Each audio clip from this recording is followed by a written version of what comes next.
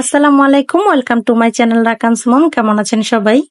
প্রতিটি বাচ্চারই পছন্দের খাবারের মধ্যে অন্যতম খাবার হচ্ছে চিকেন চাউমিন। বাচ্চারা কেন, এটা বড়রাও অনেকেই পছন্দ করেন, আবার অনেকেই অপছন্দ করে।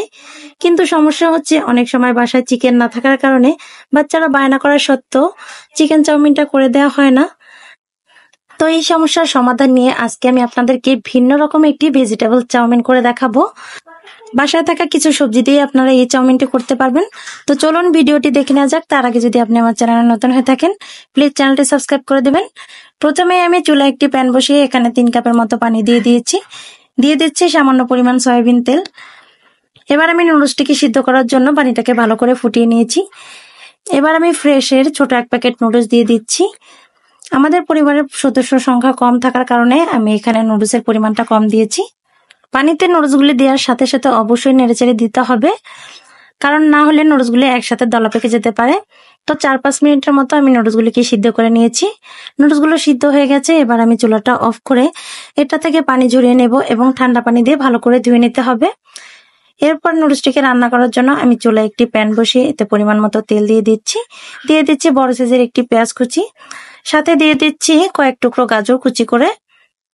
এরপর একটি ডিম ভেঙে দিয়ে দিচ্ছি। আপনারা চাইলে ডিমের পরিমাণটা বাড়িয়ে দিতে পারেন। আমি নুডলসের পরিমাণটা কম দেওয়ার কারণে এখানে একটি ডিম দিয়েছি। ডিম দেওয়ার সঙ্গে সঙ্গে অবশ্যই এটাকে অনবরত নেড়েচেড়ে দিতে হবে, না হলে ডিমগুলো টুকরো টুকরো হয়ে যাবে না, ডিমগুলো আস্ত হয়ে থাকবে, তখন নুডলসের সাথে এটা ভালোভাবে মিশবে না।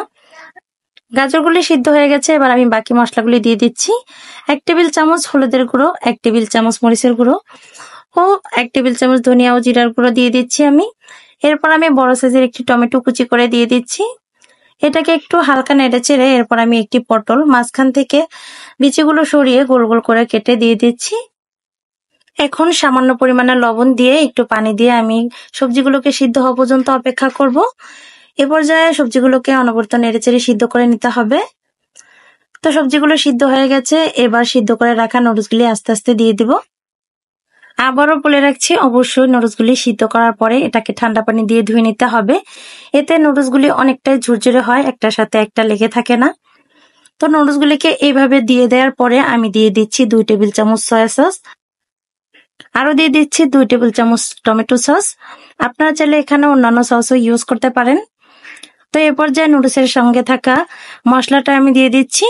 লবণের পরিমাণ কম দেওয়ার কারণ হচ্ছে এই মশলাটার সাথে অনেকটাই লবণ থাকে।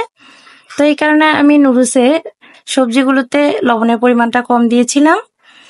তো মাঝখানে অবশ্যই আপনারা লবণের পরিমাণটা চেক করে নেবেন, কারণ লবণের পরিমাণ বেশি বা কম হলে কোনো জিনিসেরই স্বাদ থাকে না। তো যে যার স্বাদ মতো লবণের পরিমাণটা বাড়িয়ে কমিয়ে দিবেন। এ পর্যায়ে চুলার হিট একদম লোতে রেখে এটাকে অনবরত নেড়েচেড়ে নিতে হবে। নুডলসগুলির সাথে সবজিগুলো একদম ভালো করে মিশিয়ে নিতে হবে। এ পর্যায়ে আমার চাউমিনটা প্রায় রান্নার শেষ পর্যায়ে। এটি রান্না করতে বেশি সময় লাগে না। আমি এখানে সবজির পরিমাণটা অনেকটাই কম দিয়েছি, কারণ আমার বাসায় বেশি পরিমাণে সবজি ছিল না। শেষ পর্যায়ে আমি বড় বড় করে কেটে রাখা কয়েক টুকরো কাঁচামরিচ দিয়ে দিচ্ছি সুন্দর একটা ফ্লেভারের জন্য। তো এবার আমি এটাকে তুলে নিয়েছি। দেখুন এটা দেখতে কতটা লোভনীয় হয়েছে। এই চাউমিনটা দেখতে যেমনি কালারফুল, খেতেও অসাধারণ। এটা বাসার ছোট বড় সকলে অনেক পছন্দ করবে। আপনারা একবার হলেও এই চাউমিনটা অবশ্যই বাসায় ট্রাই করবেন। এটি তৈরি করা কতটা সহজ সেটা আপনারা নিশ্চয়ই দেখছেন। আজকের ভিডিওটি যদি আপনাদের একটু হলেও ভালো লেগে থাকে, প্লিজ লাইক, কমেন্ট ও বেশি বেশি শেয়ার করুন। অবশ্যই কমেন্ট বক্সে জানাবেন আপনারা কোন ধরনের ভিডিও চান।